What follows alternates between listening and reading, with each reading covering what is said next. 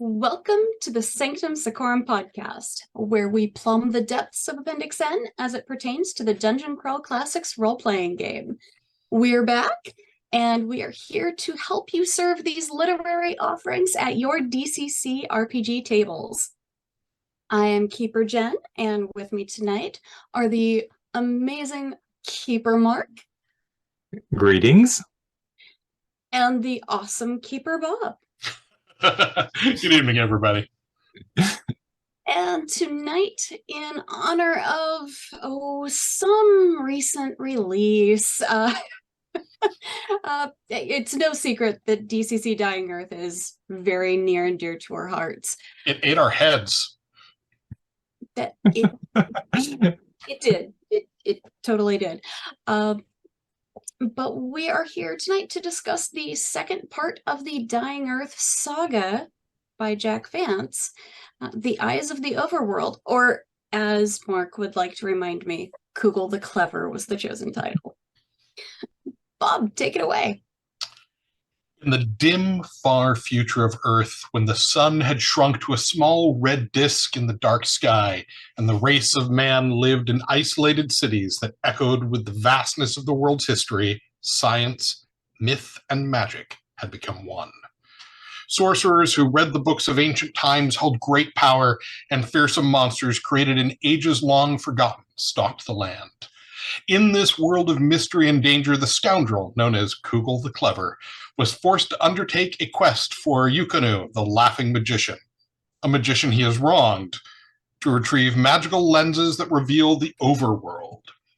Goaded by a homesick monster magically attached to his liver, he journeys across wastelands home to Almery. With a cult group on a pilgrimage, he crosses the Silver Desert and meets more danger and betrayal as he betrays others. A quest that was to take him to lands stranger than any he had dreamed of, and pit his wits and his sword against powers from beyond time itself. Yeah. I mean, did you really need show notes for all that? I'll admit after everything I've been working on, I wasn't off book. I have to say that diving back into this for preparation for the podcast was really fun, and I really envy those who are coming new to the world of the Dying Earth, and this being maybe an entryway for some folks, because it is still a great set of stories and just a really fun adventure. So good pick. Well, I mean, it was kind of a serial thing, right? That's yes, right. we did the first part back in February of 2017, so it's only been 6 years since we did the first book of the series. Was that my very first one, or was that the second one? Yes, it was. It was your first episode. Wow. Who knew where it was going after that? Joseph knew where it was going, apparently. Clearly. I mean, just anything by John Vance, right? Jack. John Holbrook Vance, aka. Yeah. You say John Vance, I think his wonderful welcoming son, Who is named for his father. But yeah, I mean, it is just an absolute treat to dive back into this, and especially with a new appreciation for Cugel and understanding more that he's not necessarily meant to be the villain that we so often picture him as, right? But I mean, in this one, he's certainly portrayed as a little bit more of a bumbling, self-important person, right? This is kind of like, a lot of the Cugel here is clever is not necessarily the appropriate until the very end. Clever, the Cugel, the clever, yeah. And he also, this is much more of the scoundrel, Cugel the scoundrel as well. There's a lot of misbegotten actions and behaviors that that's of the time, and perhaps maybe doesn't read as quite as well in today's modern sensibilities. So caution to readers who might be delving into this for the time as well. this is something that I think came after the Dying Earth novels, which were written in the 1950s, and then these novels were largely written in the early 1960s. Is that right? And they were published. Yeah, that sounds right.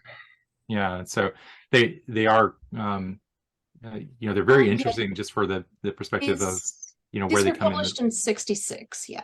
66, okay, yeah. But this is the beginning of the the Cugel stories, and where so many ideas came for the thief and rogue classes, for the first editions of Dungeons and Dragons. That was something that Gary Gygax called out when he was writing about Cugel. And yeah, he is. And don't forget the Wayfarer class for DCC RPG. And inspired directly Wayfarer. Yes. Yeah. But I love these stories, especially the middle section where we get the Mountains of Magnets, we get the Sorcerer Farsum, and then the Pilgrims, which is probably my favorite section of this set of books. Well, it's one of these things that it was directly inspired one of the adventures in the adventure line for DCC Dying Earth, the Pilgrims of the Black Obelisk, which is kind of an homage to that chapter in many ways. But it's such a funnel ready setting, right? You have a set of pilgrims on a raft that are all have varying interests and motivations, and there's a group of them, and some of them don't make it, and in fact at the end it's just Cugel abandoning them. But that, to me, that was like a great way of gateway into the DCC Dying Earth setting itself. So well, that's sort of the thing about Cugel. When we visited Vance, right? When we visited the Vance house, and we were talking to John about Cugel and how Cugel was his father's favorite character in the Dying Earth, and he saw a lot of his father in Cugel, in that his opinion is, you might think you're better than me, and you might act like you're better than me, but you are no better than me. And so Cugel kind of plays that, almost that classic jester role in some ways, of not just speaking truth to power, but bringing truth and a little bit of pain to power. Of course, he also brings truth and pain to the downtrodden, because he is equal opportunity. Because while anybody who thinks they're better than Cugel certainly isn't in his mind, Cugel certainly is better than everyone else in his mind. So there's kind of that balancing act. But that also leads to some great situations in this book, like when he ends up as the Watchman of Vol, right? And he shows up at the town, and they're like, oh, yes, we'll put you in this tower. There's all this treasure, and you're going to be taken care of. So great. And he gets up there, and where'd the ladder go? Oh, no, you have to stay up there now. You can't leave. You play a very important role in keeping us safe. Yeah. And so he doesn't... while he sort of comes out on top of every story, there's plenty of foibles with Cugel that kind of keep him in check throughout the stories. And it makes, I think, for a really fun read. I think I did enjoy this one a little bit better for the Cugel aspect, because he's not quite as chaotic as we would normally think of him as. He's a touch more the victim, if you will. But it also has the shorter story element going for it, as opposed to the big overarching like Cugel Saga, or sorry, the Spatterlight. Yeah, the Skybrick Spatterlight. That one, it's the only one in the whole series, really, with that overarching storyline that is connective, whereas this is more bits and pieces, like the Dying Earth was. Yeah, the through line is similar between the two, where he's journeying home, but it's a lot, like you said, it's a lot less sort of this direct connection. It's a lot more, it feels more episodic, right? With these kind of 5 or 6 major stories. And Bob, you were saying, Cugel, it's interesting because, like, kind of thinking about the people that Cugel encounters in each of these, those people are each trying, like, everybody tries to get one up on Cugel, essentially, but ends up biting themselves in the rear, right? It's a result, right? Because it's for the watchtower, but he releases, magnets, or the sorcerer Parseem who, tries to like, I guess have the work gang, and he's sort of, not really paying attention to Cugel. Well, he ends up losing totality in that in sending him back and not really recovering or gaining anything. The only one that I was thinking about that doesn't really get sort of his comeuppance is the wizard Zerides, right at the end, who becomes somewhat of an ally of Cugel, and does so because he wants to, essentially assist him in taking out Yanaku, right, and sort of assisting Cugel to get back to Almery to go back to confront Yanaku. Yeah, and I really enjoy reading the story. I enjoy, of course, what follows as well. But I've got to say, I'm absolutely fascinated and dying to pick up a copy of Daw number 88, which is A Quest for Symbolists. It was written by Michael Shea, and it was the authorized sequel to Eyes of the Overworld before Vance wrote his own sequel. So there's this official but retcon sequel out there, and then Shea had a couple other stories that he had written with the idea that he was going to be able to continue writing Cugel the Clever stories. And so there's these other stories out there that are Cugel with the serial numbers just kind of filed off. And so I really want to read those just for kind of completeness sake of the character, and see. I mean, we certainly did some kind of Cugel inspired work with Dying Earth. I'd be really interested to see what another author did with the official go ahead to do something with Cugel.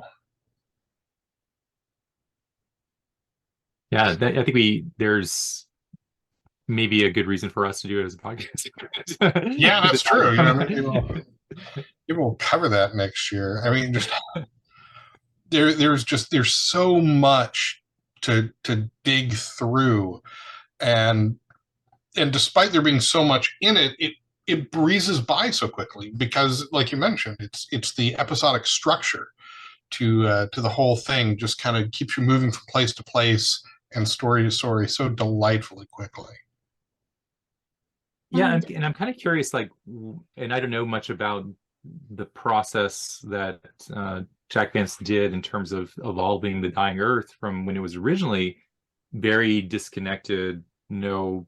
There are like a couple stories have the same characters, Turgeon and Cesias and Tisane.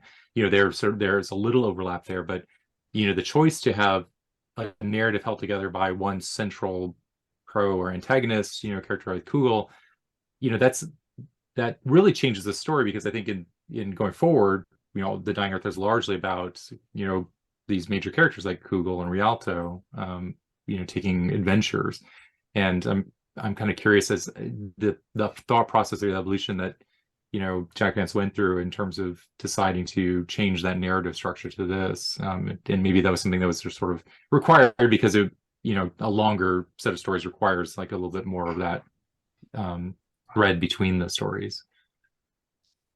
Yeah, everything just sort of evolved as it went, and it's fun to see. And when you get to the third book, essentially in the Dying Earth, you see how things have continued to develop, and it's really neat just reading the stories and the period of time they actually span in Jack Vance's career is fascinating. Mm-hmm. And I have to say that this is the book in the series that has the most fascinating end sheet maps, at least from the first printing. Steve Fabian was the cartographer, and was pretty much all we had to go on trying to put the maps together for the entire set. So I am forever grateful for that. In fact, I'll post a link to one of the few photos online I could find of it, and it gives you an idea of just how things were laid out in the first place. Now, these do not necessarily agree with the map from the first novel, from the Dying Earth, the first book in the series, done by George Barr. They have some of the same place names, but not necessarily the same location for those places, nor the same spelling for places like Kansas-Spara. Yeah. Ask Mark how much that one bugged us. It was, I mean, that just talking about the kind of the process, Doug Kovacs, who did the map for the DCC Dying Earth version, that if you get to pick a copy of the box set, you get this beautiful, fold out map. To me, it's really the most complete version that pulls together all the elements from, the books that, there's some, a little, like you said, there's some places where the spellings maybe differ a little bit, but he did an absolutely marvelous job just having a comprehensive world map that really gives you a sense of the places that Cugel goes in his journeys, particularly this one, right? Where he has to travel this very circuitous route, and is always, cursing Yanaku the whole way. Yes. But it takes him through the mountains, through the forest, to the Silver Desert, all the, these kind of great locations that are just, so barely sketched out in any of the maps before this, but, seeing that all put together in like one large map, and then knowing Kugel's later journey and across the sea, kind of looking at those in comparison, and it's like, I love that, the fact that we have that now, right? Whereas I think the maps before, by and large, didn't have that much of a large comprehensive view, or was hard to find that. So right, and digging into the Spatterlight Society, some of the members of that society started plotting their own maps out with exactly the trick they thought that Google did, based on the length of the journey and the number of days that Vance said had passed, and the overland rate of blah, blah, blah, blah, depending on what beast they were riding or walking, and the terrain, and just every little minutia, aspect of minutia. It's, okay, that's a bit much. And Jen knows all this because she sat there with the books, the maps, and everything else, and plotted out 10 hours the Dying Earth map to hand the off. product speaks for itself in terms of, like, what that time investment. Doug fixed it, man. That's all I gotta say. Doug made it pretty. He is a magician, yes. Yeah. I think there was one other thing I wanted to ask about before we get into things like stats. Mark, how did it feel to hold the Hugo? Oh, yeah, when we went to Vance, and we had a chance to sit down with John and the family, it was really great to go through and get access to all the artifacts that are still in the house. But the first thing I think that I was drawn to, it was this glass bookcase that held memorabilia from various parts of Jack Vance's travels. There were some very interesting curios and things like that, but this very small little section at the bottom held, you could tell, I don't think Jack Vance was very much into the awards. He certainly wasn't on the display them prominently aspect, but he had all of his collected awards and honorary citizenships and things like that, and got to hold the Hugo that Jack Vance had, and it's just still collecting dust in the bookcase, but it was lovely. It was so great. And that's you also saw that honorary Texan award. That's right. Yeah. The thing that I think amused me the most was that at some point Jack Vance was made an honorary citizen of Texas by the then governor, of the state, and he has the certificate to prove it. That same bookcase was where I think you found, Jen, the original ink that you ended up now giving a copy of. And also his original dictionary and thesaurus, which was really meaningful to me, and I think to anybody who was writing on the team, and you, Jen, for editing and doing writing as well. But just to be able to browse through the book, and Oh, yeah, it's so it's like good. you guys. Bob I found a love the fact replica. that We bought replicas. We did not. We We did bought not replicas. raid. We did not raid the Oh Vance. no, the cover was nearly falling off of Jack's. And this is, obviously a full bottle. Well, okay, not obvious to the people on the other side of the screen, but you I didn't can pull the clearly see Cugel it in. is full. It is Pelican 4000T in brilliant brown, and yeah, this is the year I start using. You could have pulled the Yeah. Kugel and like you replaces Voynon salve with the with lard. I don't think that would have gotten us any good, Yeah, this is the year Is that that good what luck the in our ink future. cartridges are supposed to be? this is the year that Jen starts using brown fountain pen ink and Jack Vance's inbox.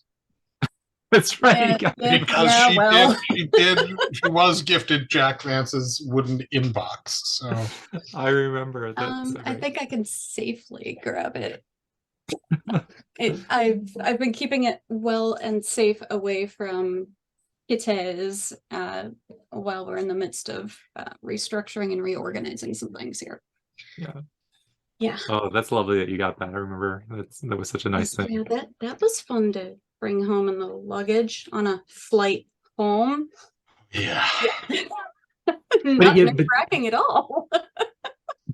But to your point, it's really interesting now revisiting the works after having not only gone through the project, but having a little bit more of an intimate view and glimpse into Jack and his family's life. And, that just sort of brings it closer, right, in terms of, how meaningful the work is, but it still also is a very good, good book and good set of stories. So, yeah, I certainly do appreciate that time that we spent there. Glad we can talk about it too for a while that we were embargoed. Yeah, right. It's been a very long 6 years for you, Mark. Yeah. I mean, for the rest of us, it's been 5 years or less, but for you, yeah, a little bit. I mean, I'm ecstatic for you, Mark, and I can't wait to see more coming out of the line and get my greedy little paws on it one way or another. I'm excited for the team because I feel certainly very blessed to have been part of like a bigger group effort, and it was even more impactful realizing, looking at the final product and seeing all the effort that went into the layout, the illustrations, the Doug's artwork, even the packaging, all that stuff that was in people's better hands than mine, right, in terms of like putting all that attention and everything.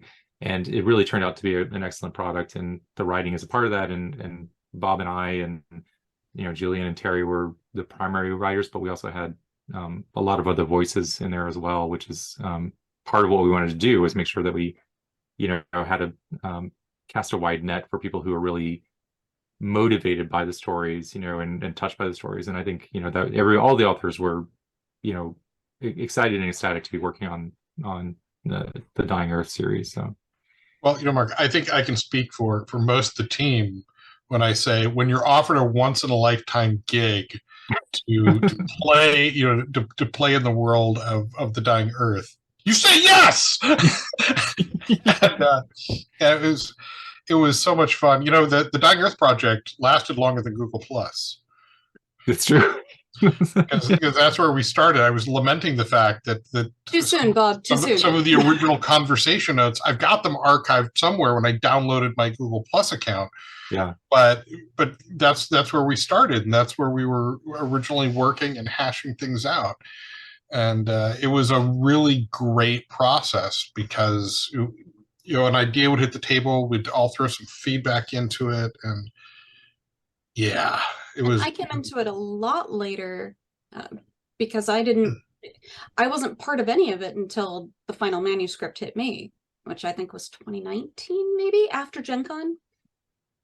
And it took a while for things to actually start moving, and oh wait, this really needs fleshed out a little bit. Wait, did you guys mean this?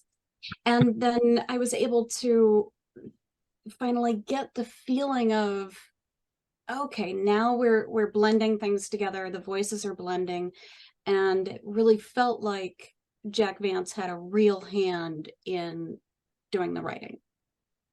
So that's, I mean, Brannickian phraseology and everything. I just think it's sweet that you're saying, 2019 was the final manuscript at your desk, because I was going through my emails today, and I have stuff that I submitted to Mark back at 2021, like January 2022. Well, that was the final manuscript before the Kickstarter doubled it. Yeah. Yeah. That was before the modules, before everything. In our Twitch chat, hey Judge Jen, didn't you do a ton of editing for Dying Earth? Ting. Yeah, I don't have to be that modest about this one. I was the line editor for the Dying Earth project because Mark and Joseph had faith in me. So here we are. You did such a great job, and I think No. My job is to make you guys look good. End of story. Right, you did a really good job. Fair. I'll take that. So why don't we talk about some of your favorite things that were statted in this? As a heads up for our listeners and viewers, tonight's format is obviously varying a little bit from the norm, simply because, we're not going to talk about things we wish we could stat up. We've already done a lot of work on this. So maybe a couple tidbits that maybe, the other 24 reviewers on YouTube haven't covered. Bob, I know you're chomping at the bit to share this one. Well, I should say, again, since the first part of this series was 6 years ago, there's I will post a link in the chat to the original Sanctum Secorum companion from that, which among other things has the giant vocabulary list that I think played a role in Mark getting the job. How many words are in that first list in the Sanctum companion? 40 something. Oh, it was bigger than 40 something. Give me a second here. I'm sure we could find it. Not sure how quickly. It's 5 landscape pages. Oh gosh. Okay. Yeah, I think I only expanded on that, but that was the original thing to stat that got this whole project probably underway. Strangely leading to, the point in time when I was ready for Joseph to, coordinate on this, because I think that was part of his interest was the fact that that we took, when Sanctum did that episode, we took a deep dive into it, and we already had some things that kind of we wanted to stat up, and that was just the first Dying Earth novels. It wasn't the Cugel or the Reality. Right. But I think there was some stuff in there that ended up in the final manuscript, right? Because I think the Oast is in there from the original Dying Earth novels, the live Oast, boots.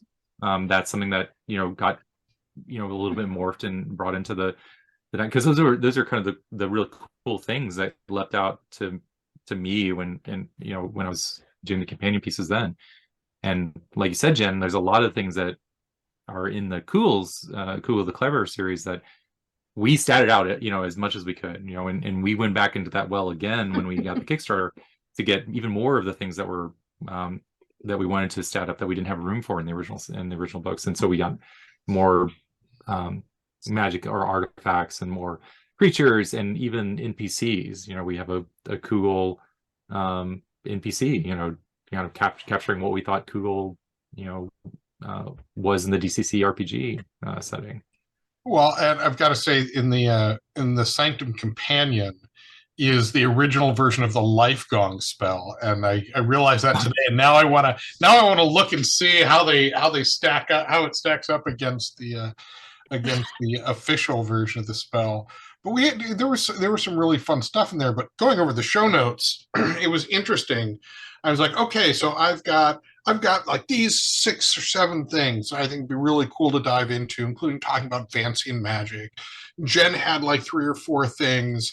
And then Mark had like 2 pages between all of the things to stat and all of the vocabulary. And that was the predecessor of the spreadsheet that was to come when we signed on to the team, and Mark would send us this 8 or 9 tab Excel spreadsheet. I think it was up to 14 tabs in the end, yeah, with various categories. So yeah. No, that I can check in a heartbeat.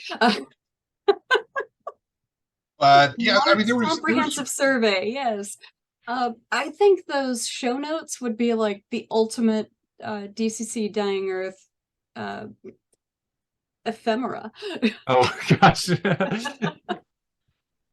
Yeah, there's ephemera. Right?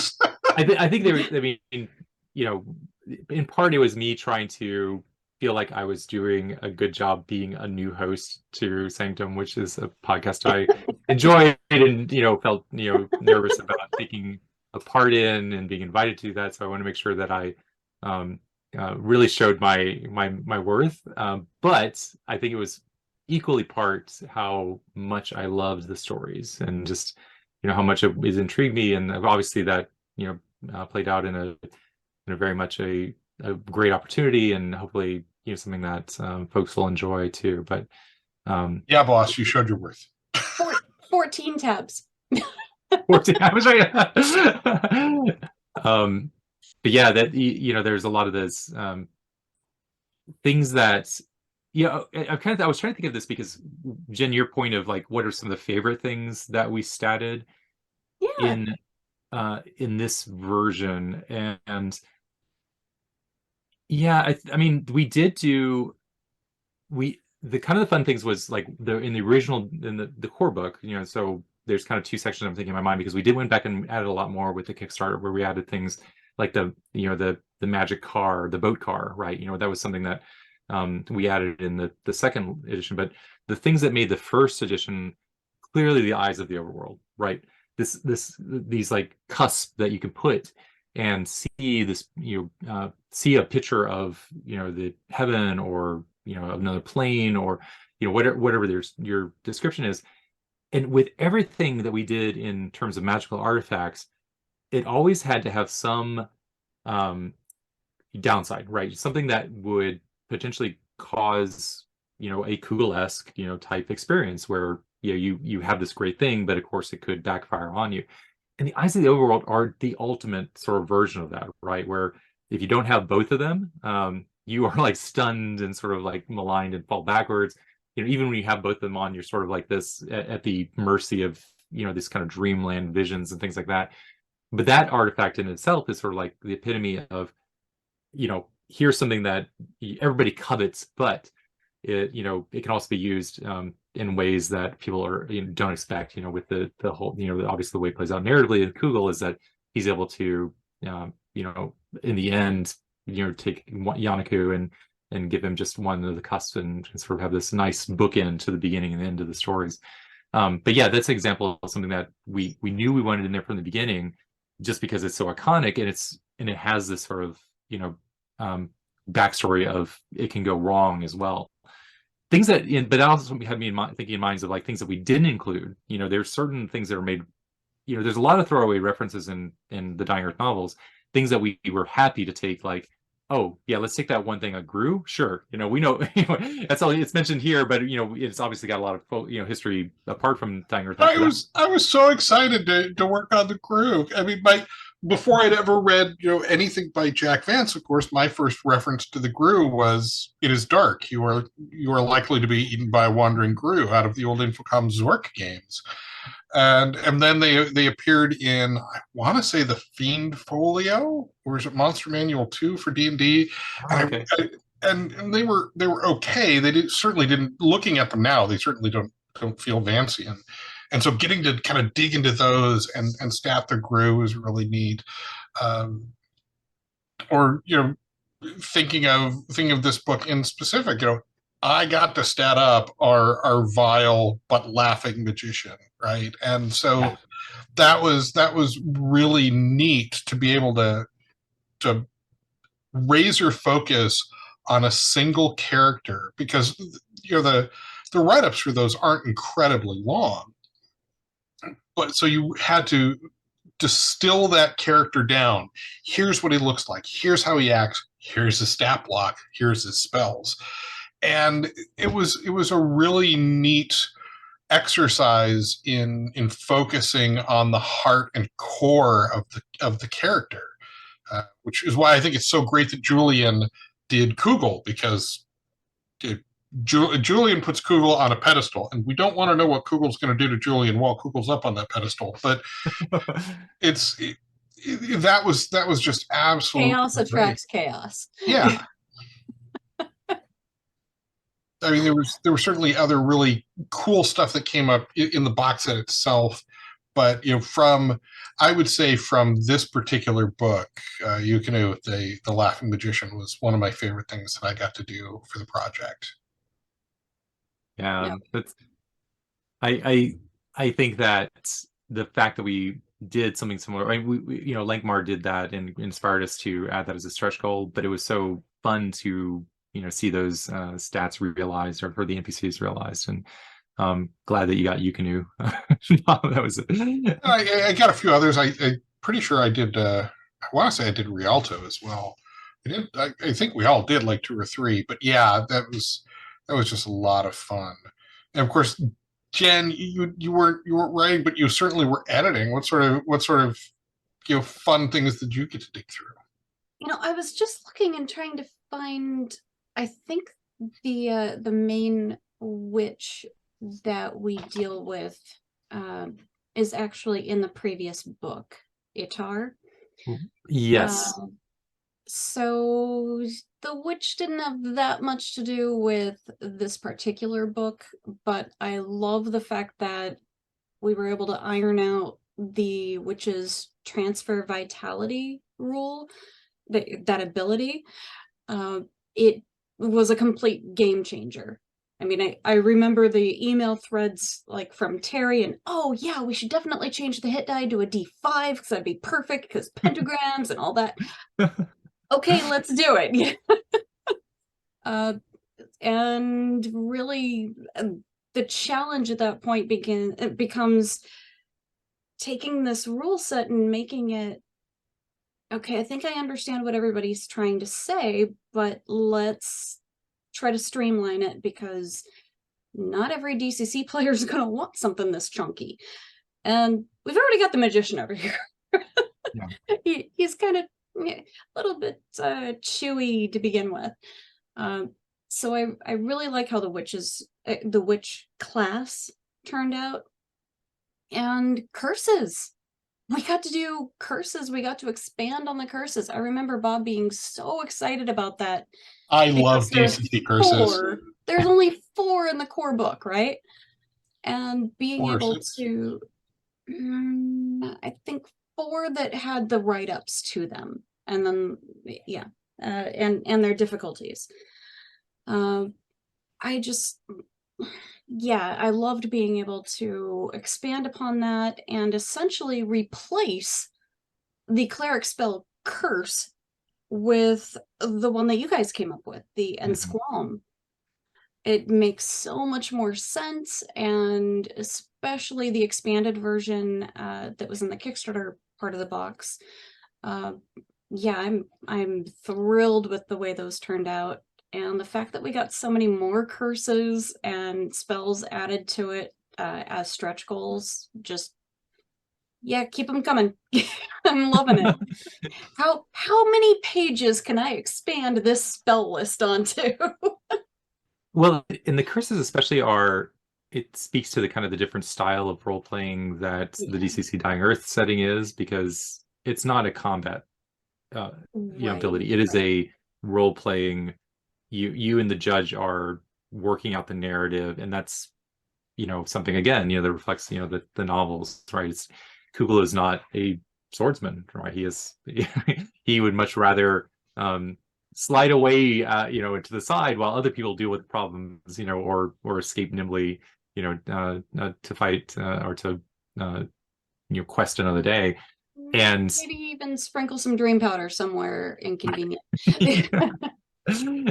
But yeah, I mean, that's the curses are this great thing that I think that regular GCC, unless you're constructing a real narrative campaign, is not going to be focused on that. But this gives people opportunity, especially with the expanded curses, to have more of that. Oh, that person really ticked me off, and I want to get my revenge this way, and how that plays out narratively in a campaign setting is a good thing that create the good role-playing stories that some judges and players want. So yeah, the curses are one of my favorite aspects. It's something that we got to really expand on that is already part of the core book. And I think the overall favorite thing of the series was actually getting to see and experience the Ion Stone generations. Yeah. All 8 of them, because those of you who have the Ion Stone dice need to pay a little closer attention to your inserts. It's probably the best one. Well, and I would say, isn't there like a limited random number of the Ion Stone dice tubes that actually have the additional Only color? 2 of 10 have been reported. Wow. Yep. So Well, pay a little closer attention to your dice too, folks. Jim Scatch better up his game, I guess, right? I don't know. I mean, if they're NRFB, you might not get a proper photo of them, and we gotta judge them. So, Well, shall we move on to some audio? absolutely, Bob, hit us with your Spotify playlist. Well, what else does everyone else have quite the list? I mean, this is your department, right? I have like a paltry entry here. So the Spotify playlist that I put together for this episode at the moment spans about 7.5 hours. There's music by, like, there's a song called Spatterlight. I'm like, oh well, I've gotta listen to that. And the band is Meta. They're prog rock ish, and it's really, really solid. There's also a song called Dying Earth from the album Sword by Apocrypha. That's it, Apocrypha. I think you got the album and the band reversed. The band is the Sword, and the album. Yeah, you're right. It's the album Sword by Apocrypha. There we go. Yeah. There's Symphonic Holocaust by Mort Macabre. Dying Earth for me kind of has sort of this, like, I don't know, dark prog rock feeling to it to begin with. So that's sort of where my brain goes. God Bluff by Vandergraaf Generator is another great album to listen to while reading or running the stuff. I'm just going to spell it. It's YS. I don't know if it's meant to be pronounced or not. By Il Boletto di Bronzo, which is just absolutely a fascinating kind of prog and piano that comes through. An album called Same by Arachnoid is really solid. Prehuman Ideas by Mount Eerie, it's dark, it's discordant, it fits the Dying Earth in so many ways. It takes everything you've listened to so far on that playlist, you hit that, and it just sort of fills in all the cracks. And then it ends currently. We'll add more to it as Jen and Mark give us their suggestions. But it currently ends with Extinction, a song by the band Dying Earth, which is more of an electronic. No-brainers here. Oh yeah, no. Hey, Tony Hogarth recognizes Vandergraaf Generator. Yeah, they're a solid group. So that's what I came up with. I mean, overall, it always kind of gives me a Bakashi's Wizards feeling. If you're familiar with the movie Wizards, the Dying Earth sort of gives me that same feeling. It's this mostly desolate place filled with strange dangers and stranger inhabitants. But yeah, so that's what I have. 7.5 hours is what I've got for you musically this show. All right, you're going to add a little bit more to it with Old Man Wizard, because their album, Blame It All on Sorcery, it just fits in seamlessly.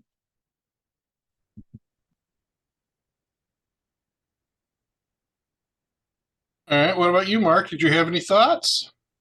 I didn't. This is something that I was trying to recall. What was I listening to when I was writing? And it's been a while since that time. I was listening to the one I do recall a lot is that I was listening to a lot of The Sword. So, just some of their albums are very, you know, like you said, they've got some, direct inspirations, and it's one of those things that for me it's good background writing music, and certainly that was part of what I would call out just from a putting you in the mood of uh, the dying earth, and for me at least, that was something that I liked. Very nice. Well, okay, so our soundtrack has been laid out. Keeper Mark, do you have a word of the day? Well, Yes, I was he going to has say 5 landscape pages. I know you have I had- 406 of them in your compendium. there's a lot, and I think they are all available, right? I think that was one of the things that we did. We put the first 100 in the first Dying Earth book, we and then haven't made the rest available. I pulled like a total of 40 during the Kickstarter to do throughout the posts, but we haven't shared the entire list of 406 words. Well, maybe that's something that we should finally make available. I think maybe as part of the Sanctum companion. Fill out a few pages, Bob, if you want. Yeah, we can use really tiny font. It's digital. We don't need to worry about page count. If the issue ends up the size of Weird Frontiers, it still weighs less than a pound. But I think that would certainly be fun to make that full list available, and kind of what we were using as the background for the writers, trying to figure out, okay, how can we one up each other, finding the most obscure fancy word to put in there, and surprise and amuse our fellow writers. I was gonna say, in the absence of having a new word, because I don't think there's any new ones. But I was gonna say my favorite word from this set of the stories is something I was just gonna highlight. There's a lot of great words, and obviously this is the inspiration for sort of the word of the day, being, or the word of the episode. But the one that fits this narrative and just really captures Cugel in most essence for me is imprecation. And I just love, how he's always feeling that the world is against him, and that all these kind of things are piling up and stacking against him, and it's what motivates him, right? It's clearly the narrative thread in terms of his overall arc is getting back to Yanaku, and dealing with what he sees as this slight, even though he was there to rob his mans in the first place. But that's one of the original 100 words that we included in the Dying Earth. It's not in here. Yeah, so Jen has the tiebreaker book of Vance verbiage. No, I don't. This one is specifically put together by a linguist who fits together the Greek and Latin roots and tries to make sense of some of these words. It's an impressive book. It's not just Dying Earth, but it's a very impressive book. That's true. It is comprehensive, pulling a lot of terms from all of the different Jack Vance sources. It is another Spatterlight publication as well.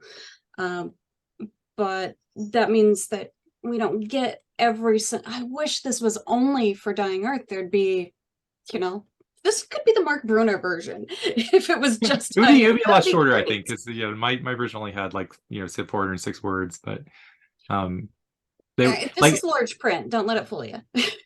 Yeah, start adding definitions and. Exactly. We got a couple definitions in here, and you've got at least a good sized chapbook there, Mark. It's large enough print that I can read it without my cheaters, so we're doing okay. What about you, Jen? Did you have a word? No, this is Mark's show. I mean, this is Mark's. Okay. My choices are incorporatory, so I will move us on. Now, this section is kind of weird. Normally, we talk about existing DCC products that we could easily reskin for this theme. That's what I planned. I mean, I think we're almost better off just listing all of the Dying Earth modules in this case, but we can also hit that in a minute. Yeah, I would say, people can already pick those up, and if they're looking for more, there's certainly stuff that translates, I think, really well to the Dying Earth, Such as the 998th Wizards Conclave by Joe That's a good one, yeah. Right? I mean, that is where you've got all of these various sects and groups working against each other.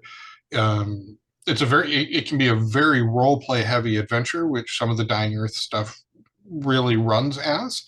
And with just a little bit of tweak, it's now magicians, and you're good to go. I think Hole in the Sky, oddly enough, is another really good blend for Dying Earth, in that it feels very strange and very alien, and you travel across the world in a way that you normally wouldn't, which is something we often see in the Dying Earth, and just sort of reskinned once you get to the final kind of beastie at the end, with a little bit of cosmetic change from an evil creeping jack-o'-lantern to something a little bit more thematic. It's a solid adventure to begin with, and I think it'd be a solid port to Dying Earth. And then, of course, if you want to run the final epoch of the Dying Earth, Black Sun Deathcrawl, Black Sun Deathcrawl, Black Sun Deathcrawl. 2 episodes in a row. By James George. Now you've got you set you're digging deeper and deeper into the depths of a world where the sun is irradiating and destroying all life, which is certainly different from the red sun at the moment of the Dying Earth, but who knows what happens at the end. So with a little bit of work, you could port that over, and let's face it, I will not miss a chance to plug Black Sun Deathcrawl. It's one of my favorite adventures. That's very much love to James. Okay, so actually, Mark, do you have anything you'd like to insert on this one? I mean, just going back to when we were creating Dying Earth at the time, one of the worlds that, if it wasn't a direct sort of like, we weren't trying to, do what Harley did with his Purple Planet, but Purple Planet has a lot of very, similar types of world structure to the Dying Earth, with a lot of opportunity for, interesting locations. It's obviously the kind of the red sun and the sparse population, the idea of these ancients that, used to be, very powerful, kind of roaming the land. But that was something that had just come out, very, a couple of years before the Dying Earth. And, it was one of these things of, you can game anywhere in DCC world, and the Purple Planet being a great example of one of those things.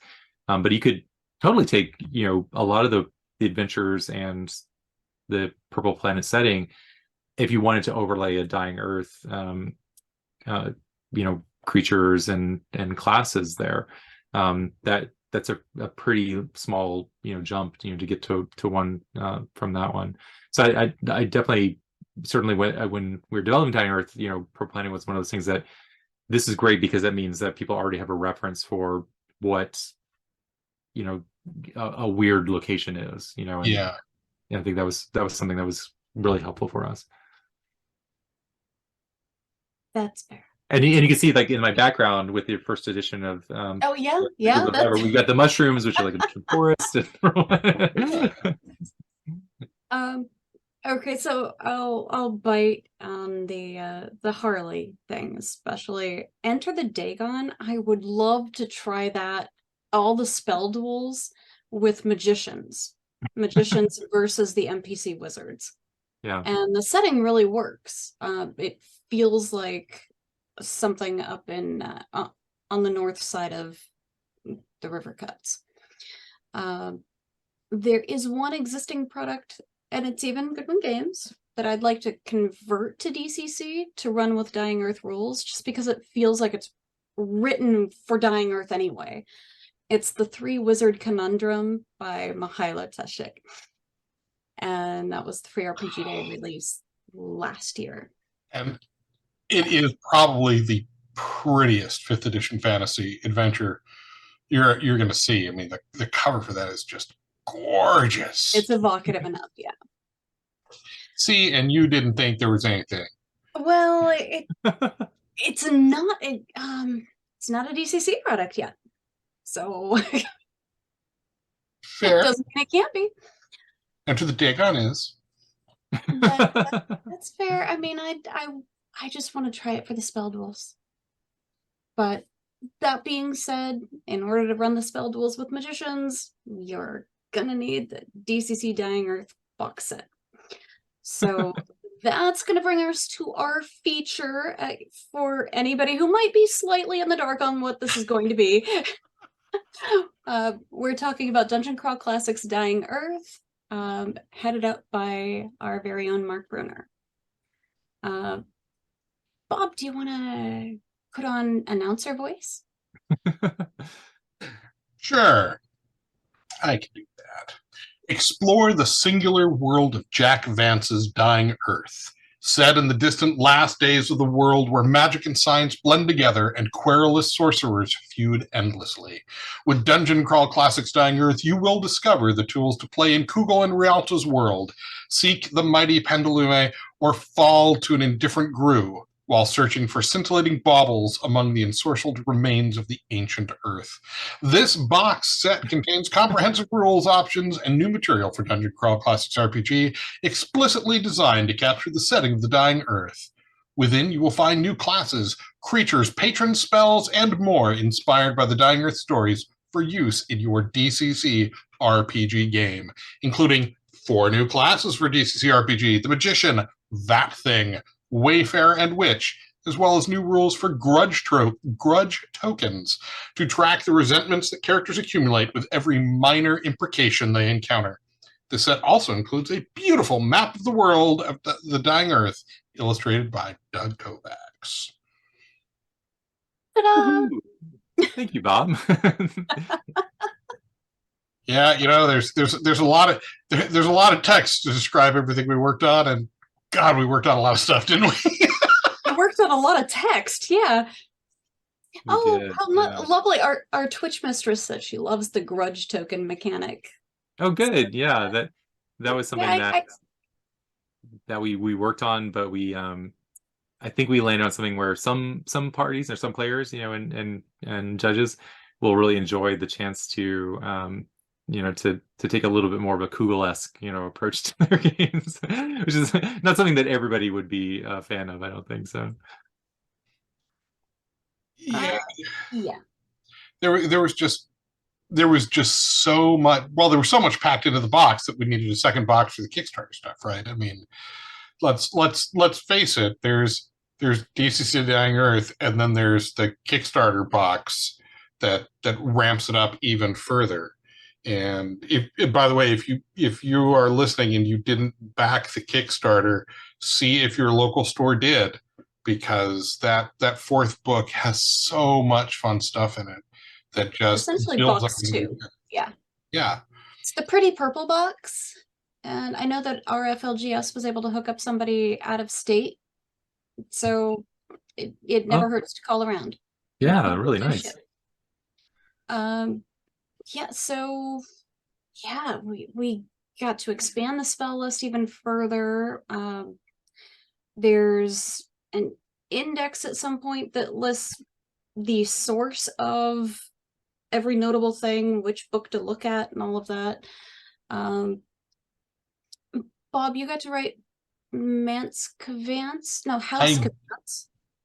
Yeah, yes, I did. I got to write Magician Mance House Cavance. That's what it was. Thank you.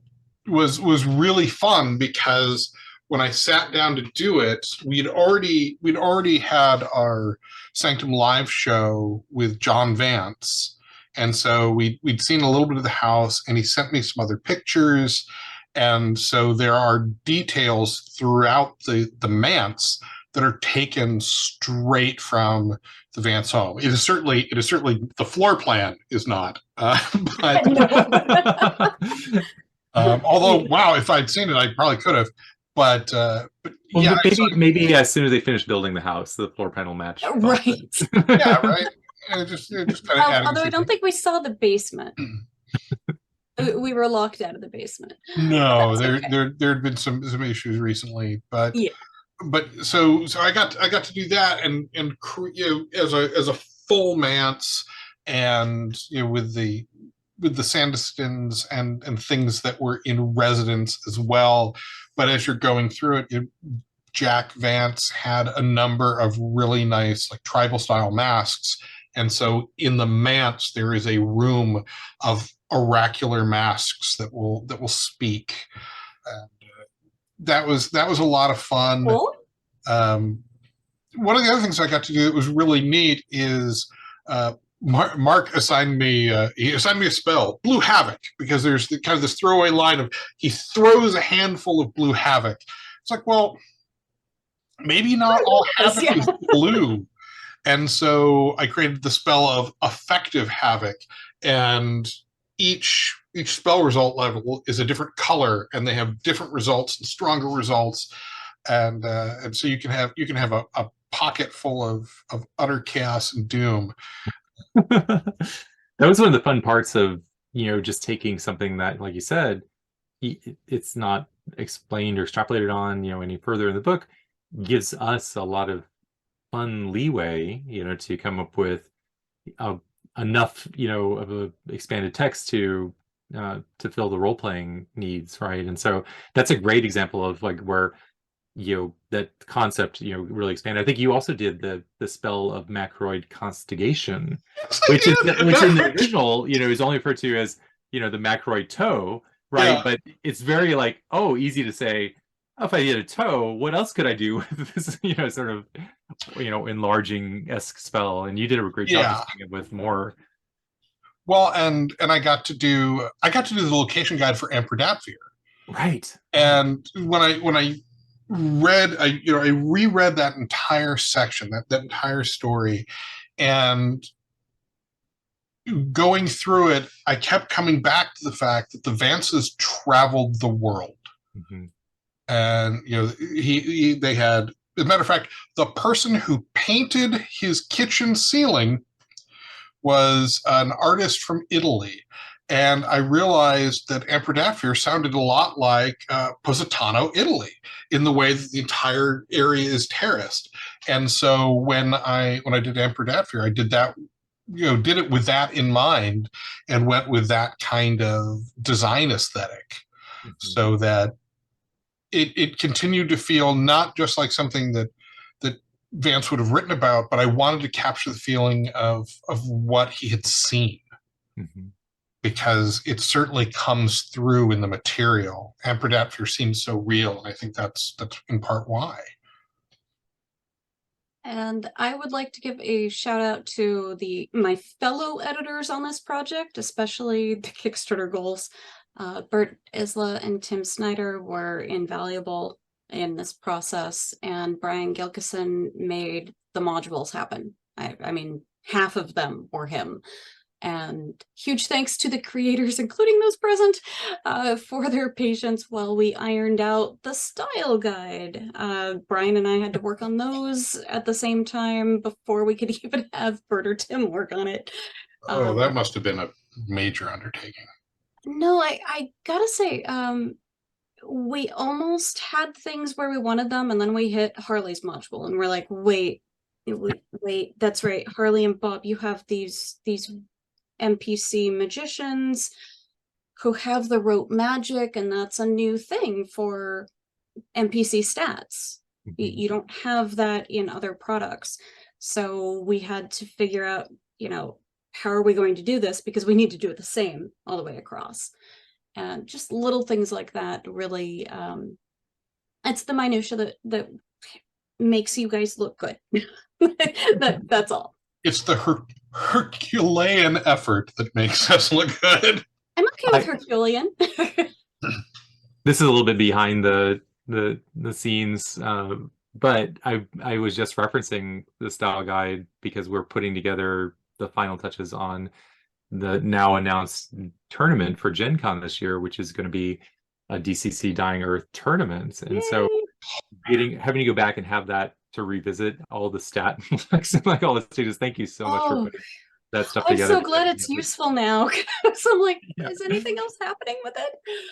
But that's actually something, if folks aren't aware, there is new content that, in addition to modules and things like that, but the tournament this year is going to really kind of be another kind of view into the Dying Earth world. And it's Terry Harley and I that are the primary designers, along with several other authors. So a great chance for us to kind of revisit the work that we were doing with this project. So and it's worth mentioning that there was something that was originally specific to the DCC Dying Earth stat blocks, which has now become, at least in all the projects that I've worked on of late, is now standard, which is the end of the stat block where we used to end with alignment. We now include crit, the crit type, the crit die, and there's an extended crit range. And that started as a DCC Dying Earth thing, and now it's in every carrying forward through all the families. I just had to do it with a Lankmore mod. And it's just an interesting twist. It is, it's one of those little things that just sort of built and got bigger. Now, you're talking about the Blue Havoc, though. It brings to mind, as well as the Ion Stones, there are so many color-based spells, especially the excellent Prismatic Spray. And with that in mind, that's what I based the one little curse that I got in there, the Curse of Monochromaticity. I love that curse. So congratulations, you now see in black and white, and good luck casting any color-based spells or deflecting them, because you can't tell what's going to hit you. That's right. So, editing wasn't a big enough task for Jen. Jen edited and wrote on the project. Yeah, like 200 words. I wrote less in this than. But that's a great example of like a flavorful addition to the curse canon, but also to the Dying Earth work itself. Yeah, I love that curse because you're right. Color plays such an important part, and it's one of those kind of minor things that I guess appears minor in many ways, but really can have a pivotal effect if you're cursed with that. And as with every DCC curse, there's not a quick and obvious way to get rid of it. You don't have like a fifth level cleric on every street corner type thing, especially not in the Dying Earth setting. There's always like a unique. Which pilgrims are you following? Right. But then there's always such a unique expression of how to remove a curse and what actions you have, and even that, and finding out that information is a quest in of itself. For the characters to undergo if they're cursed by one of these new spells. And I'm just looking at the expanded spell list, and it hadn't dawned on me how many various color spells there are. I mean, there's Whole Arts Blue Extractive, Rialto's Green Turmoil. Yeah, there is a number of various colored spells that run. And the Prismatic Spray gives you 7 options. Yeah. Yeah, there's another one that's like. We have a D7. Let's use it. Yeah, there's just color. It's really, you don't really stop to think about how much color comes into play in the stories until when I was working on the NPCs. I'm like, wow, the way this person is dressed is described, and my God, do they clash? Yeah, right. Oh yeah. It was like disco black lights. It was just wow. Color plays a major role in a world under a red sun where everything has strange shades to it. Somehow there are still bright yellows. I don't get it, but it works. So, okay. For this next part, Bob, I can post links if you want to read. Sure. As we wrap up, we'll remind everyone we've relaunched the Sanctum Secorum Companion as Sanctum Secorum Quarterly. Our first issue was massive with new monsters, magic reviews, rules discussions, even a full adventure based on Tower of the Elephant called Pillar of the Pachyderm, because you don't take chances with the Robert E. Howard licensees. Just don't do that. As always, it's available for free on DriveThru RPG. We're always looking for more content and more contributors. So if you're interested in whether it's joining the team for the long haul or you just have something, a little idea you want to contribute to a single issue, drop us a line at the hub at sanctum.media. We'd love to see the sorts of things you've been creating. As a note, Jen mentioned earlier, there's a little bit of restructuring going on right now at the Brickman Mance. And so the June issue will probably be an early July issue, and I apologize for that. But it'll be the summer issue. It's fine. Yes, that's right. We'll just change it to I'll just change the cover of the first one. We'll just go seasonal. In the meantime, be sure to also check out our new releases from Ugandan author Ashraf Braden. There's the Kondo, Lakwata, the Bakwezi, Camila, and the Abasezi, the Night Dancers. Each one of these releases are $1 each. They're mini releases, so they're 1 sheet, 2 sheet fold over zines for you, and they're all based on Ugandan folklore. As a matter of fact, the Abasezi people, it's not even just folklore. People, you can see articles and movies about them online to this very day. All sorts of great stuff, and all of the Sanctum Secorum proceeds for that go directly to Ashraf, who is living in rural Uganda and designing games. So new material from new voices. It's the Bachwezi. Bachwezi. See, that reminds me. Each release also comes with a pronunciation guide by our editor Jen, as well as audio clips of Ashraf, so you can actually hear it pronounced. The next release is, well, we don't have the audio clip for this one yet, so I'm going to go with Baihogo, which ties back to the Bachwezi. It is, it's a mythical beast that is of the cattle kind, and that's going to release in the coming weeks. So if you're enjoying the show, comment the podcast or help us by posting a review on iTunes or YouTube, because that's where this is going to go after Twitch. If you're a zine fan, hey, give us a review on DriveThru RPG. Those ratings and reviews do help new people find the podcast, and more importantly, they help people find the community. And we just followed the Road Crew Rally, right? It's all about the community here. Oh, hey, D&D Lorecast, thank you for the sub. Hey, fantastic. See, joining the community. I'm observant. And then you can join us next month when we discuss Our Lady of Darkness by Fritz Leiber. It says so right here on our fancy schmancy bookmarks. Yes, which will next be available at Gen Con. Which will next be available at Origins in Columbus, Ohio. It opens on June 22nd. I think we're booth 408, but don't quote me on that. It might be 404. Something in the 400s, really close up, so you can't miss it. We'll have the ziggurat. So will there be a ziggurat? If there's a ziggurat, you cannot miss. There will be a ziggurat. There will be Appendix N. There will be some surprise stuff. So it'll be a good time.